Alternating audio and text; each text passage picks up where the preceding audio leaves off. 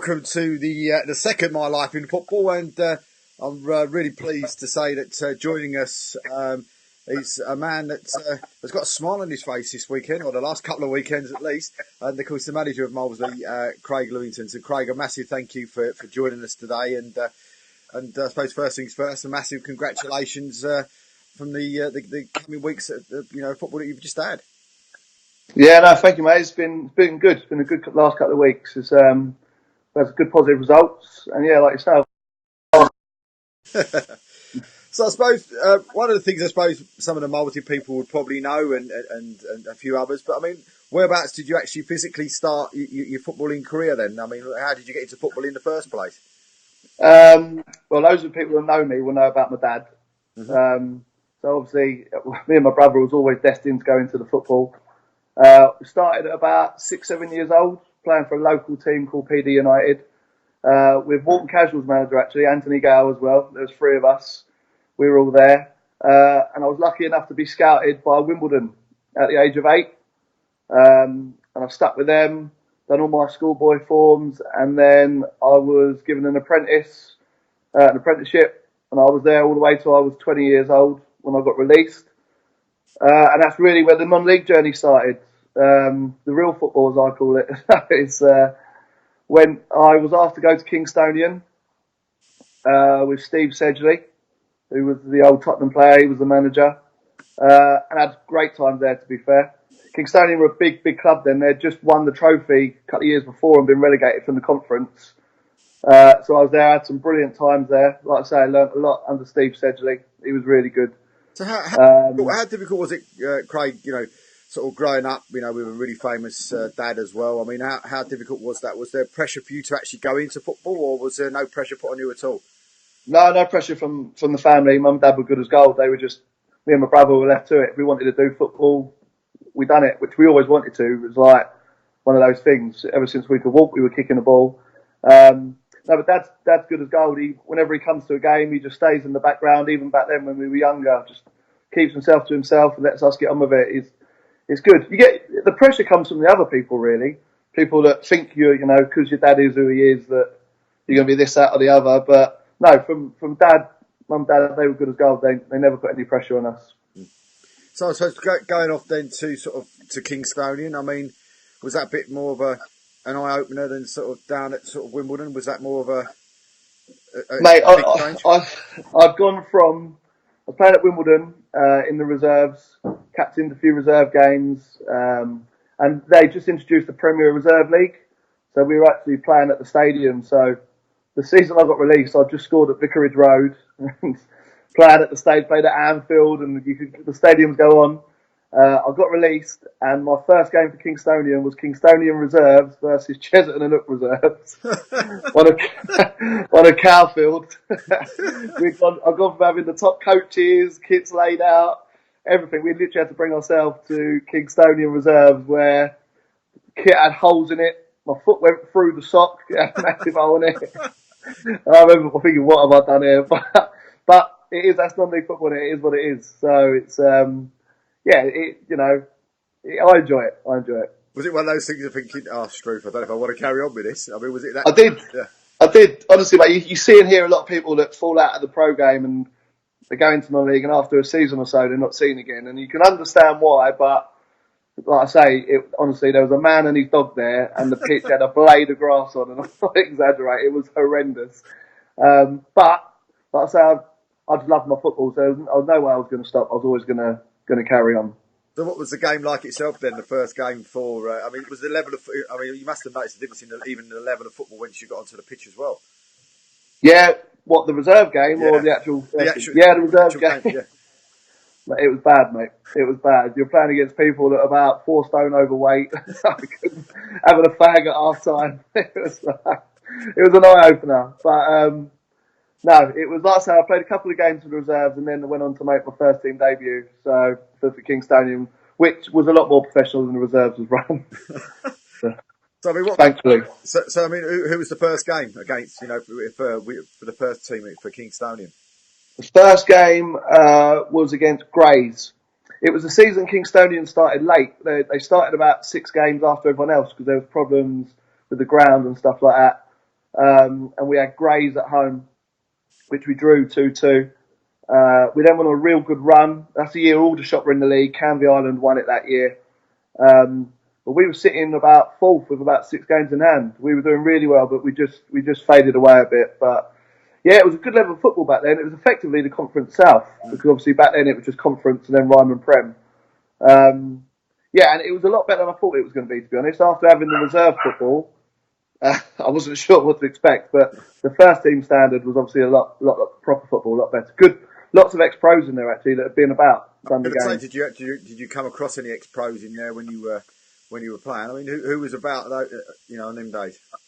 Mark Beard, he played for Southend, Millwall. He was in the Kingstonian team. We had Lance Key in goal, who played for Sheffield Wednesday, etc. That was just our team, and there was lots of others. And on the way up, you had a lot of the young lads coming through. Freddie Eastwood, was it Freddie Eastwood, striker for Grays, who went on to make a career. There were lots of up and coming ones, so it was a good standard. Good standard. How long was you at Kingstonian for? I was there for 2 years, and then I crossed the water. I had Alan Devonshire ring me up at Hampton and Richmond. So they'd just been promoted into the Premier, and I was a bit unsure because Hampton back then were a smaller club than Kingstonian, and I was a little bit unsure, but there was lots of things going off the field at Kingstonian because of the old chairman about selling the club and the ground, and I thought it was a good time to get out. So yeah, went to Hampton and Richmond, and again had a real good season there. What was enjoyable. What was it like playing for a legend in someone like Alan Devonshire though? That must have been a joy to actually play for.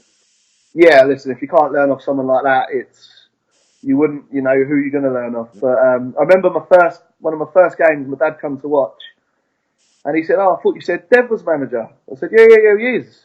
He said, "Who was it then?" And he said, "It can't be that scruffy bloke with the flat clap on." I said, "Yeah, that's Dev." Dad said, when he played, he was built like a matchstick, but he'd also put a bit of weight on since then. Dad didn't recognise him, but no, Dev was top man. Dev knew what he wanted from his teams. There was no messing about with Dev. You either done what he said, or you were down the road type thing. And again, we missed out on the playoffs that year on goal difference. You must, as a young player, you must learn a lot from somebody, not just an ex-pro, but an ex-pro that's been right at the top of the game as well.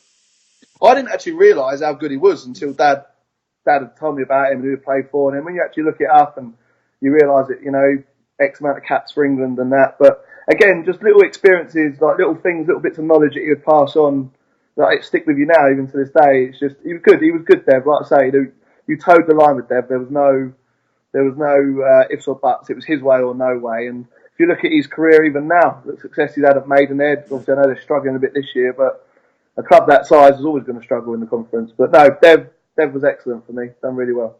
Do you think that makes a difference for clubs when they've got somebody like that coming in, and even like in the leagues that we're in now, with Julian Dix going in at Haybridge? I mean, it must make a massive difference to the young players in that team when they see somebody like that coming in and being a manager.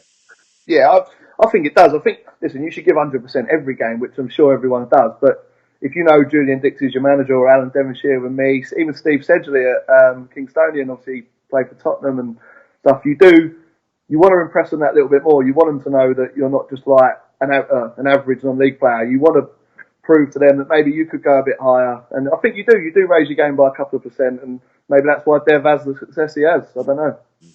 So, what? Any good games or any big memories for you down at Hampton? Hampton again was a real good time. Probably we had a real good set of lads there. A lot of players have been around the non-leagues like Jamie Jarvis, Matt Elverson. We had Elliot Godfrey, who's just retired from Wildstone. Ryan Ash. We had a lot of players that done the circuits.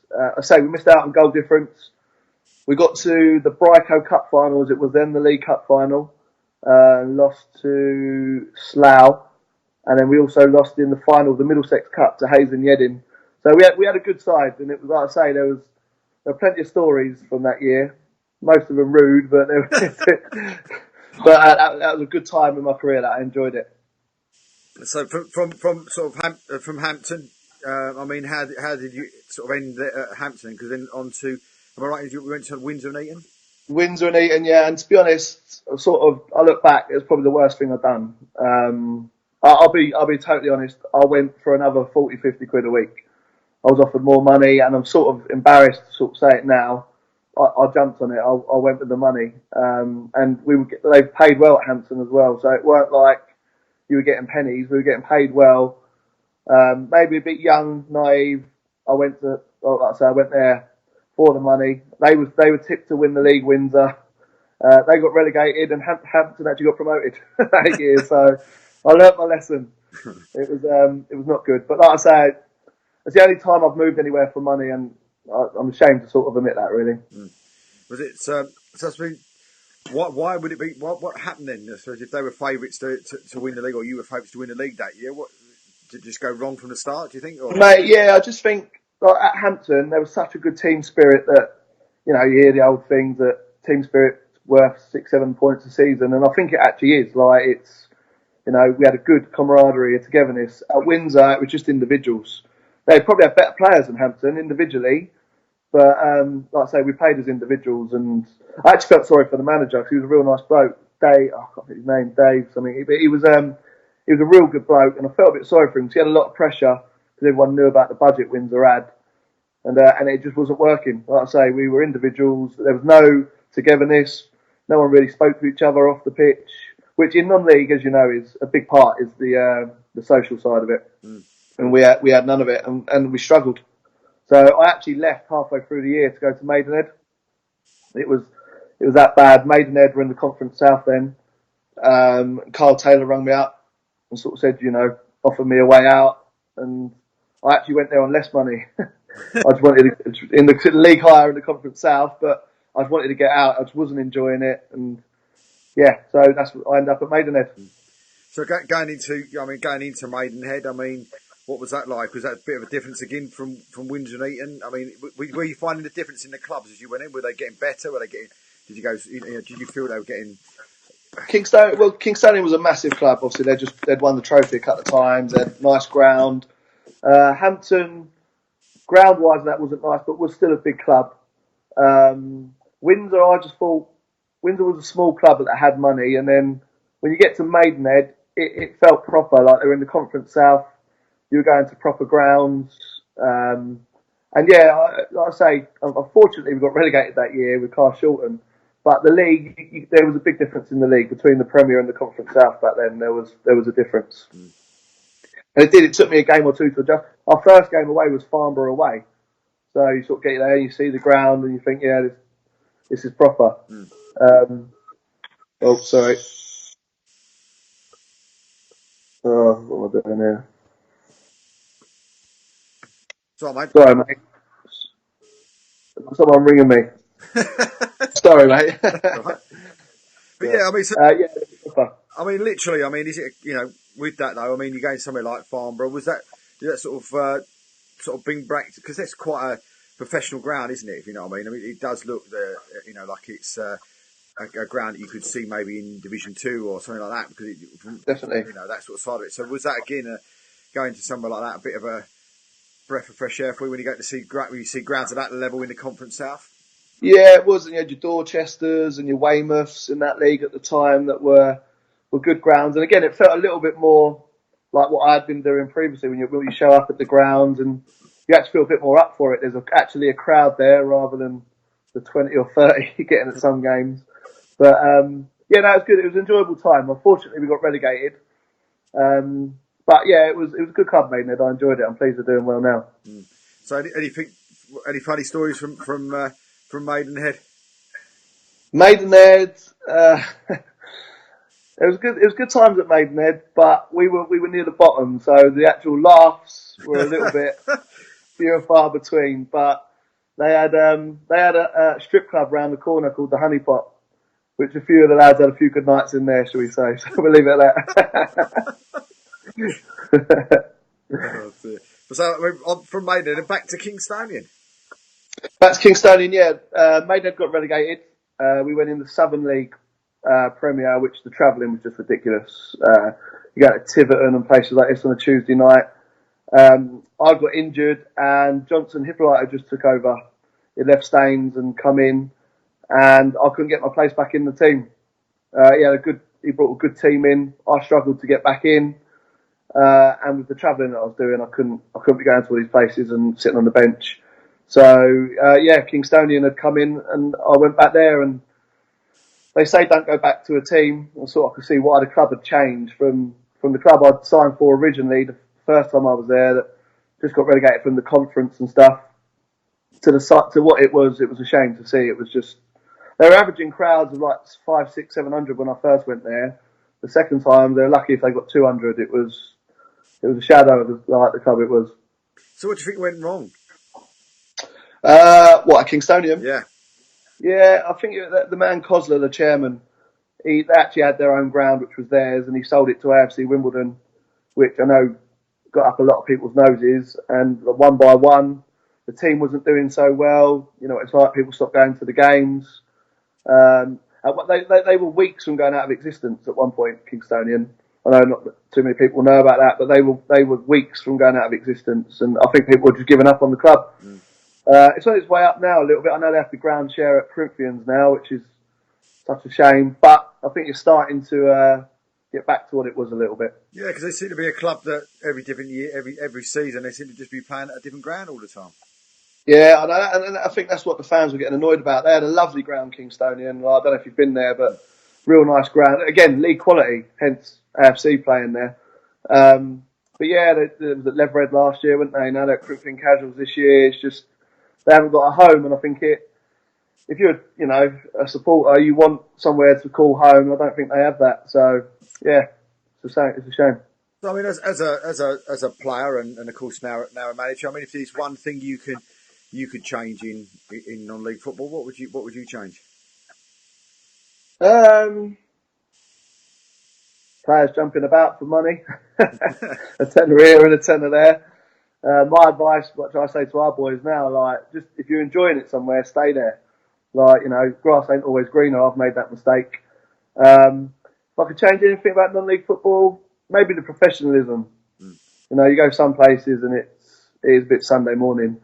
But that's on and off the pitch. That ain't just off the pitch. That's players' attitudes as well. Like, see players coming in for games and you can tell they've been out. They look rough and that. But yeah, just the professionalism really in the game. That'd be it for me. I mean, you went from how long was you at Kingstonian the second time? A season. But like I say, it wasn't the club that I'd previously been at. It was it was still a good club, but nothing like it was. And my old manager there, Kim Harris, he was at Walk Casuals. He rang me up when I went there. I was there for I think 5 years. I think. Come within 2 appearances and breaking the record. I think I played something like 295 games for them, I think. And again, there was always a struggle at Walton. They were never near the top of the league, but it was. I was all my mates that I grew up with: Scott Harris, Andy Gale, Greg Ball, Max Huswick. We were all there. It was like being at school again. It was all our old classmates, and we had some good times there. And then ended up at Molesey. Went to Molesey where I've played just short of 300 games now. So, and loving life there. That's a brilliant little club. I know your show sort of has adopted us, but it's they really try and run it well at Molesey. It's a small club, but the people behind the scenes, they do their best, and like sometimes I think that's appreciated more. Like clubs like that where you've got people behind the scenes giving their all, rather than the big clubs that have hundreds of volunteers and don't do it properly. So it is a brilliant little club, Molesey. Yeah. I mean, just going back to Walton Casuals, I mean, you had that sort of like West Ham connection with Tony Gale in the background as well. I mean, what was it like then going to somewhere like that when you've got another legend that's there? And I dare say he's probably passing on a few, bits and bobs of knowledge. Tony played with my dad at Fulham, and me and Anthony went to school together. So I've known Tony since I was a baby. And with his Sky work, he wasn't always there because obviously he's doing Soccer Saturday or whatever he's doing. But yeah, again, the games he come to, he passes on his knowledge. Me and a few others got it a bit more than the ones he knew. He felt he could dig out a bit more, and as he'd known me since a baby, I was on the end of a few of them. But no, it was good. Everything he said was right. He wasn't having a go at me because I was, for the sake of doing it. he was right in what he was saying. And like I say, if you're not going to listen to someone like that and what he's done in the game, who are you going to listen to? So, I mean, what sort of any games or bits and bobs that stick out for you with Walton Casuals? Walton Casuals. There was a game, we had Mick Sullivan in charge, and Mick, he won't mind me saying this, but he didn't want no passing football. He wanted the ball boom long.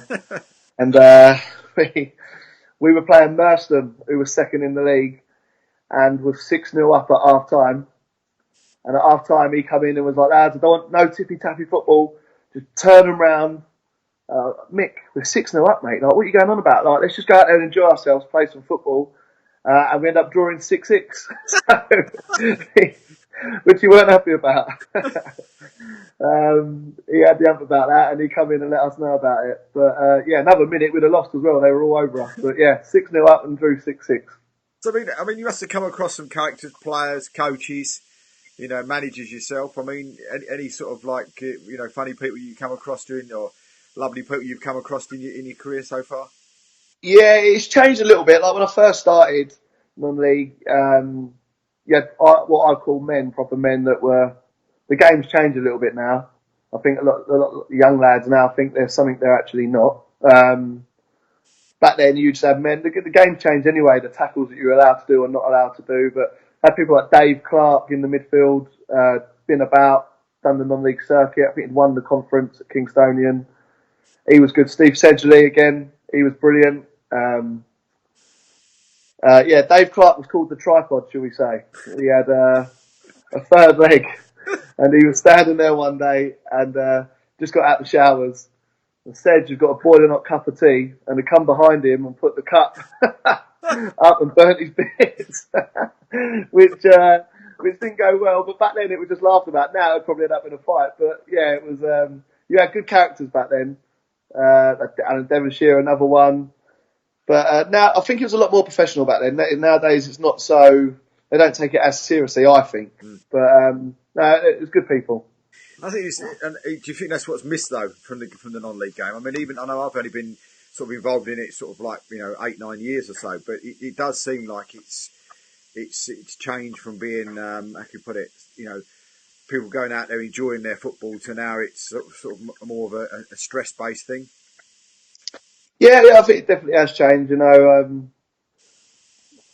can't put my finger on why. I don't know if people are watching the telly a lot more now. It's all, I don't know, sometimes I just feel people see stuff on telly and feel they have to do it out on a non-league pitch, and the two games are completely different. What you see on the telly and what you see on non-league is different. My dad actually prefers coming to watch non-league games. I know when Dad was at England, every Saturday they were out watching a Premier League game. He used to prefer coming to ours on the midweek. Yeah. Like if we had a midweek game, because he said it's proper football. Like, but in the Premier League, you know what you're going to get. In our league, it's like people, want to be out there. They're not there for the money. They want to be there because they want to be playing football. Dad actually enjoyed the non-league game, so it's a bit of both. It's hard, but it is what it is, really. So I suppose on that sort of side of it, I suppose with your dad, I mean, how difficult was that maybe growing up if you saw papers or TV or whatever else and your dad's getting a bit of grief as well as the the coaching team that he's with. How did you cope with that as being the son or as being a sibling? I mean, that must have been very difficult as well. Well, I couldn't read as a kid, so I was all right. No. Obviously, when you're a kid, you go to the games, and when Dad was at Fulham, they were not the Fulham they are now. They were in League Two when I first started. Really remembering watching my dad. And yeah, when he's getting abuse from the stands, it ain't nice. And it's not nice for my mum either. She was there and she was having to sort of protect me and my brother Dean from hearing all these things. My worst period was the England thing, because you just feel the tension, especially coming up to a tournament like the World Cup or the Euros. I hated it. Like, my dad was all right with it. I hated it. You hear, if you go to the pub, you're hearing comments about the game, or he's clueless, or why is he picking him? And you are take it personally. Obviously, when they lost to Iceland, like, I had to hibernate basically for a couple of weeks, because everywhere you go, it was like people moaning, and rightly so. Like Dad says, like it's Iceland, rightly so. They should be moaning, but when it's your dad they're talking about, it's not nice to hear. you try to explain to people that, some bloke, actually, I didn't know him from Adam, tweeted me, said it's a disgrace, this, that, and the other. I never met the bloke in my life, and he's tweeting me having to go out with my dad. And it's a bit surreal, and then other people, that even friends, why did he pick him, or why did he pick him? And you're like, listen, end of the day, they picked him for a reason, but that is my dad you're having to go about. I wouldn't go into your dad's workplace and start caning him. So it was hard. It is hard, but again, there's lots of perks to his job. And that's just, unfortunately, that's part of it. You have to just take it on the chin. So, the perks you're just talking about, did you get to meet some of the superstars as well? Yeah, it was brilliant. We went to every game at Wembley. I went to Rio for the World Cup. And yeah, you're in the players' bar at every game at Wembley.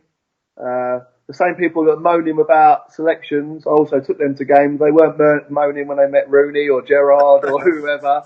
But yeah, little perks like that. Even now, just going to watch Palace train at the training ground and just seeing the difference, how they do it, the professionals to what we do. I've got a little boy, Freddie, who's 6, so he's now Crystal Palace mad, so it's brilliant for him. So it does have its perks. I suppose knowing then how you felt, is that something that you sort of try and work out to try and stop, as you just said, your little one? If it gets to a situation where you come under that type of, not to the extent of your dad probably from being with Molesley, but if you get that sort of side of it, do you know now how to sort of maybe protect the little one from hearing stuff? Yeah, Molesley, like I say, my missus Teresa, she's brilliant. She's brilliant with Fred. He comes to all our games. He goes watch my brother at MK, Crystal Palace. He's always at football. But like I say, at Molesley, we don't get the biggest support. And if the man behind the goal starts having a go, he probably can't hear it anyway. So it's all right. But no, listen, we've got good people around him. So if there was anything ever coming my way, it'd be dealt with. But I think again, if I was to go to another club in the future, I don't know. It's something he'll have to get used to. It's something I had to get used to. It is what it is, isn't it? If your dad's in football, obviously non-league's a bit different, but the level my dad is involved in, it's going to happen at some point. But does that help you as well, though? And I know I've spoken to Tony Gow a few times, and I think he's a little bit. I don't really want to talk about that side of it, but we're having a famous dad. Do you find that a little bit easier for you to, maybe some connections to get some help, maybe with sort of lone people, or even sort of for you as a manager stroke coach to go down there and learn a few bits from sort of, should we say, more Premier League type coaches? Yeah, no, Dad's brilliant like that. Dad he'll never get involved. He'll come and watch a game, and if I've got something to ask him, I'll go to him and he'll give me the answers. He'll never be on the side of the pitch screaming and shouting, Craig, you're doing this wrong or that wrong. He'll leave that to me. But if I ask his advice, he's always there to give me that. Again, having Dad, it does help with connections and that. But unfortunately, Dad always says at Crystal, I've asked Dad for a few Palace youth players and that, but he said Ryman did one just it's a step too low. They'll set them out to the Prem, but Ryman one's just one step. They won't do it. So it doesn't really help that way. But no, again, you can give me connections of lower teams like your Barnets, your Brentfords, etc. that may be willing to give us players. But yeah, I'll try and get on with it as much as I can by myself. But if I need that, like as a family, we all go out to eat on a Sunday every Sunday. So you can imagine the topic of conversation every Sunday. I bet it was quite good the last 2 weeks. So yeah, no, we've all won. Yeah, Dean's been winning as well at MK Don. So it's been a good dinner table.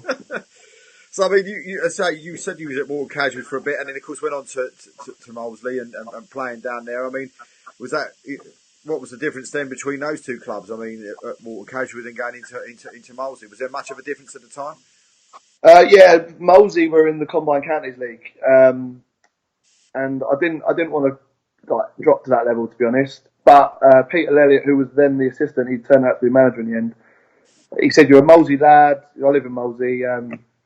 Come down. We've got a good chance of winning the league." And Morton Casuals, they just appointed Mark Hams, and I didn't really. I like him as a bloke, but the sort of philosophy he wanted, it wasn't really for me. And I was 31, I think. So I just thought, why not go and play for my hometown team? I always said I'd do it, and we did. We won the league. Which was brilliant. Got the club back to where it is now.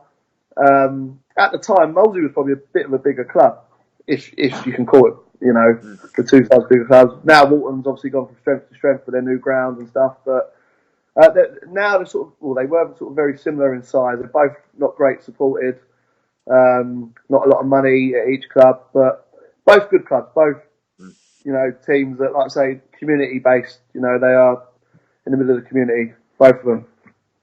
So, I mean, how close are the two clubs? Quite close, or? Probably not even half a mile apart. Right, okay. So, were you? That's the only thing. That's the only thing with this area. You got us. You got Walton Casuals, Walton and Hersham, Met Police, Leatherhead, Kingstonian, Hampton and Richmond. All probably 5-6 miles between all of them. So the support is obviously shared about. So, there's so many teams in one little area that, unfortunately, we're at the lower scale of it. But if you could combine some of them teams, then there's a lot of talk of Walton Casuals and Walton Hersham merging. You would have quite a good little club on your hand. Yeah. I mean, are you surprised then that, I suppose, with yourselves being in the Bostik, and then, of course, Walton Casuals got promoted last year and moved into, if I'm right in saying, the Southern League. So, I mean, it's like, are you concerned then that you're right on that sort of cusp that, if you did, next year, who knows where you could be? Yeah, no, like you look at Walton Casuals, you look, like I say, there's the size of the club, very similar to Molesey. And yeah, they got promoted and they're now, I know they're struggling a bit, but I think they'll be all right. So it does give hope to the other clubs in the area that, something can be achieved. But is that what I'm saying? Would that be difficult as a manager? Not knowing, where you could possibly be playing next season. You could be playing in the League. You could be playing in the Southern League. You could be playing. No one seems to know. It seems to be every year. It seems a bit of almost like a jigsaw puzzle that someone's putting together, and sometimes they're putting the pieces in the wrong place. Yeah, no, well, for Walton to be in that league is ridiculous. Like, they're going to Weymouth and places like that, where obviously the Bostik Prem is a lot more suited for them travelling wise. So yeah, for us, you notice a bit of an uncertainty, which is hard as well because it's getting to that point now where pre-season games and stuff are going to have to start being organised. But like you say, you could potentially be in Southern one or Bostik one. You can't bring up teams and you could be playing them in the league. You're not. It's hard. I think that's another thing that could change possibly. What you said earlier about non-league is a set. Everyone knows where they're going to be if they stay up or get promoted, and then you can start sorting things out. It's a bit last minute, I find, non-league football at times. Yeah, because it's very difficult. So we always call the Southern Central like the jigsaw league, but you just don't know. That league, you just don't know who's going to be in that next year. Harlow are struggling in the top league, where would normally go into the north, but then Waltham Abbey and places like that, they're all in the South Central, and so it must be difficult for a manager, as you just said, planning wise for next season. And no disrespect to yourself as well, being in the position that you're in, you could be in 3 or 4 different leagues. So it must be very difficult to know where to plan. Well, it is like you say. We don't know.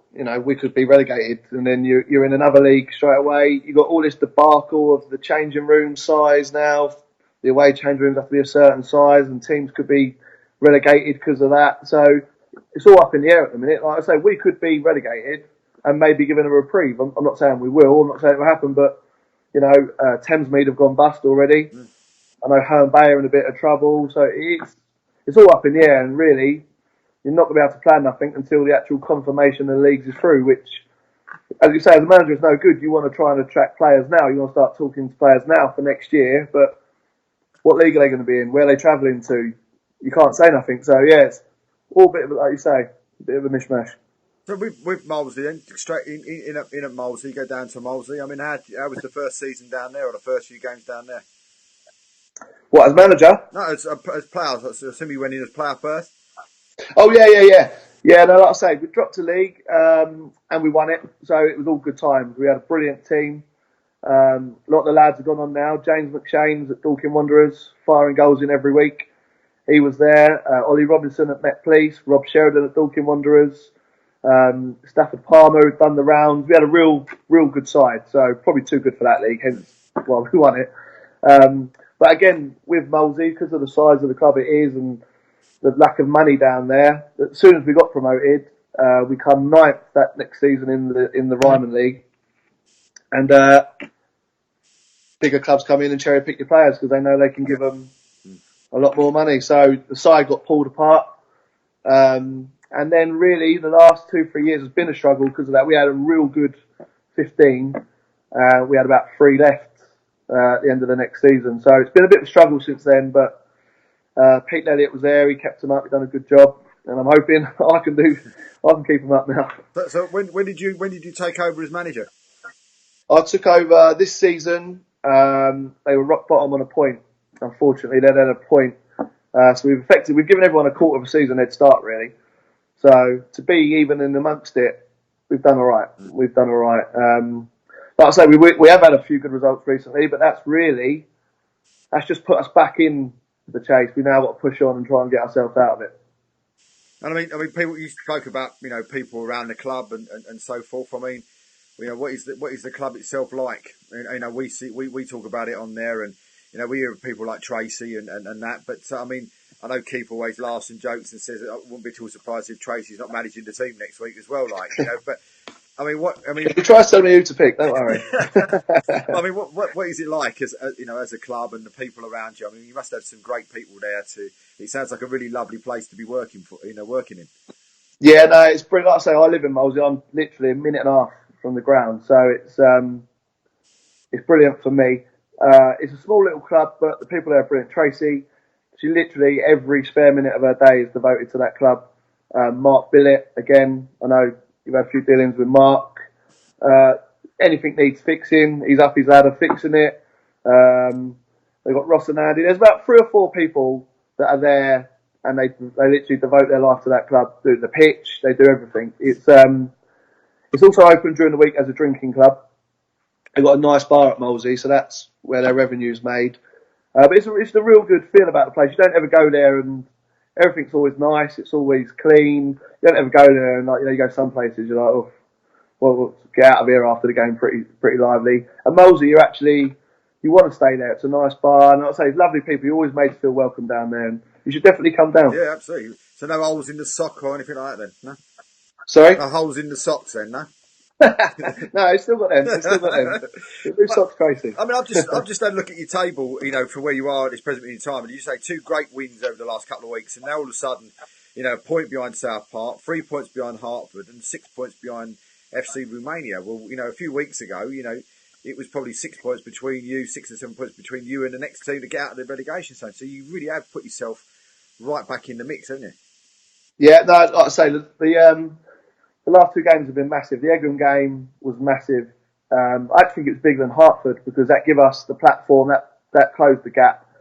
Like I say, before Saturday's game, we were, I think we were 4 points behind South Park with 2 games in hand. So even if we had lost, it weren't the end of the world. But winning it, like I say, there's just a point in it now, and we've got a game in hand on 2 games in hand on Hartford and a game in hand on Romania, which again you have to win those games in hand. They're against Marlow, who are 3rd, I think, and Tooting, who are 6th. So they're not going to be easy. But looked, yeah. it's all good. Everyone keeps saying we've got the game in hands, we have to win them. But no, like I said, them 2 wins, we've put ourselves back in the pack now, and we said to the boys the other day that we've got me, Adrian, Brown, Paul Cross and Pete Elliott, the management team. We said the more teams that are in it, the better. We don't want it just to be us and South Park because, the more teams that are dragged into it, the better. Even Chalfont now. Chalfont and Peter, they must be looking over their shoulder a little bit. But we got Romania, we got Tooting tomorrow.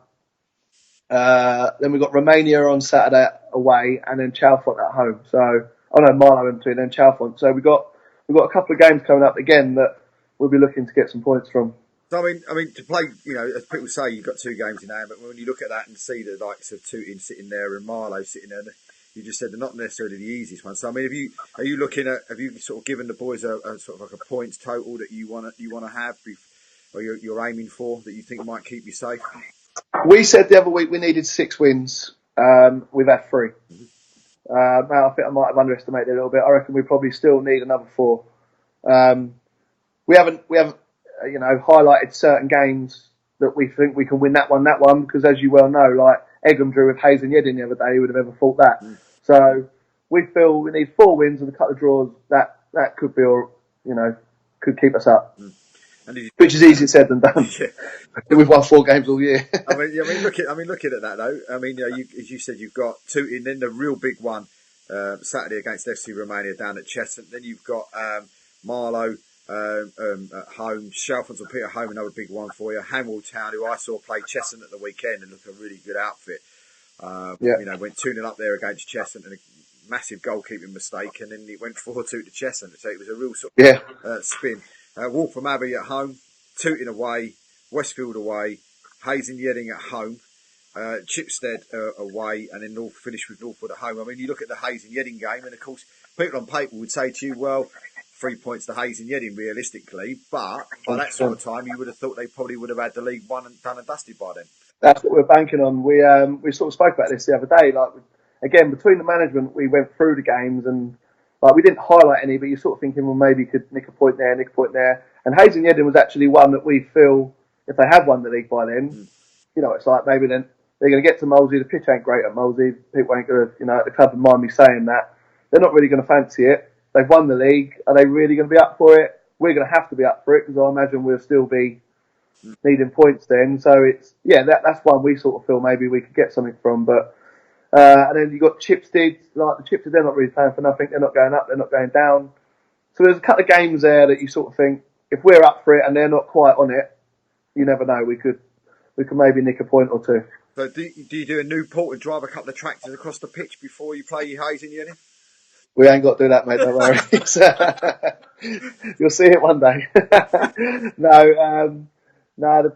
The pitch is all right. It's not great. They try their hardest on it. To be fair, they do try their hardest on it. But there's so many games. They have to have so many games on it. They have our under-23s. They have a vets.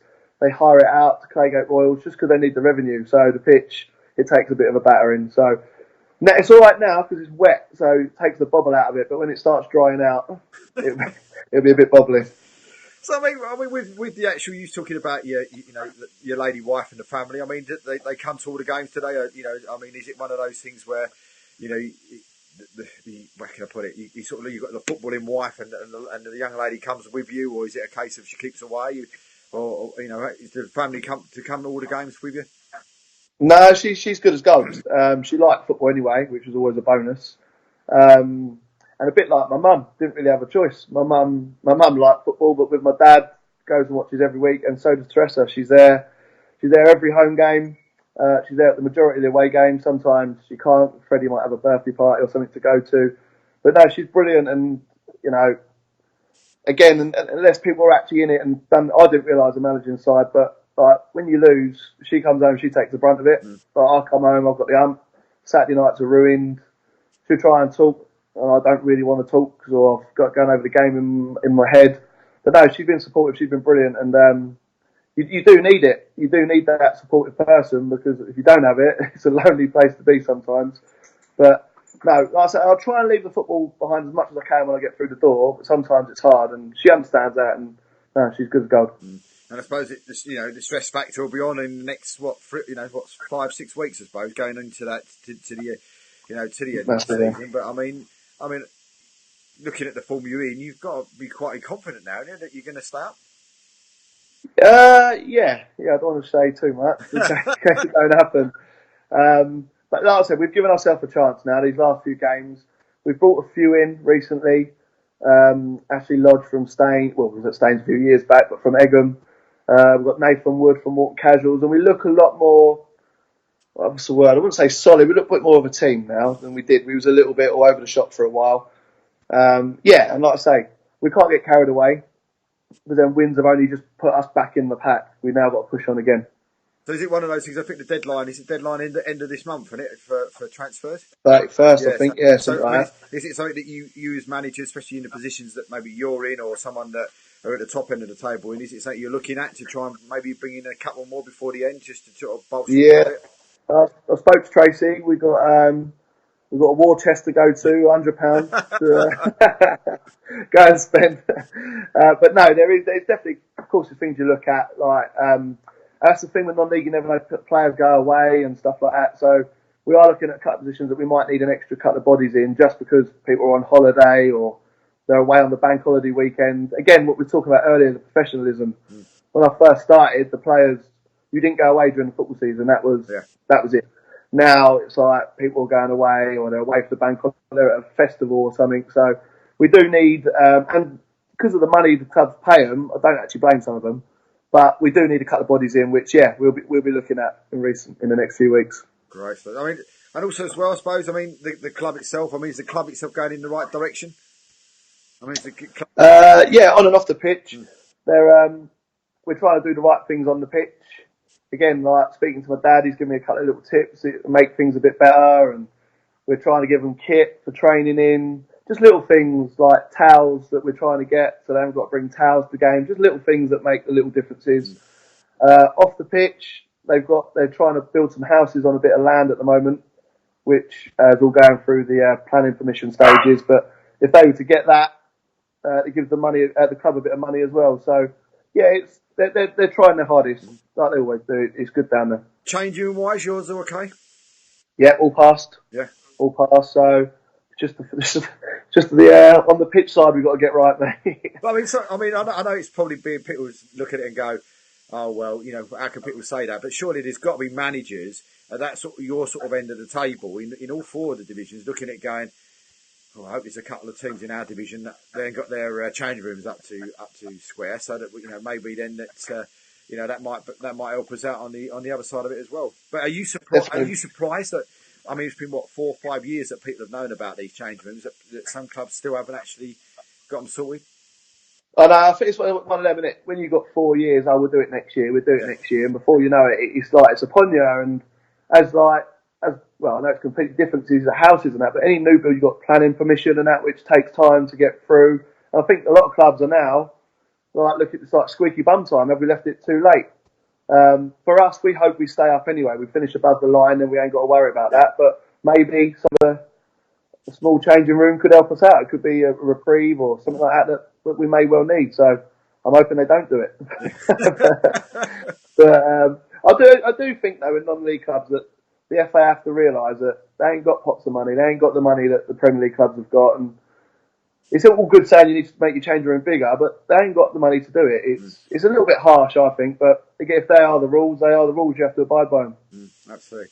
Well, listen, mate, thank you for giving up your time. I know you've got work coming up very shortly, so a massive thank you for joining us today. And of course, myself, Keith, wish you all the very, very best for the coming games, and hopefully you'll still be up there with us next year. No, fingers crossed, mate. Thank you. No worries, mate. Thanks very much. Cheers, mate. Thanks. See you a bit. Bye. Bye. Bye.